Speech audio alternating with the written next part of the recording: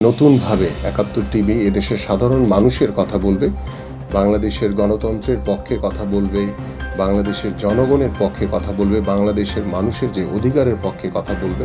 সারা বাংলাদেশের মানুষের যে প্রত্যাশা যে প্রত্যেকটি টিভি চ্যানেল, ইলেকট্রনিক্স এবং প্রিন্ট মিডিয়ার প্রত্যেকেই তারা স্বাধীনভাবে তাদের মতামত প্রকাশ করবে।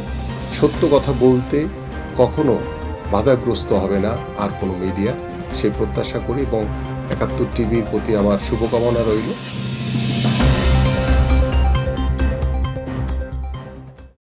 ৭১ তার ১৩ বছর পেরিয়ে তারা ১৪ বছরে পা দিতে যাচ্ছেন।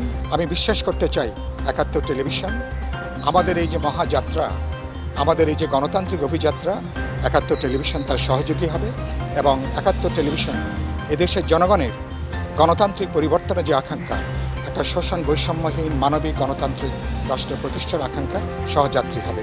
আমি ৭১ টেলিভিশনকে আবারও উষ্ণ শুভেচ্ছা এবং অভিনন্দন জানাই।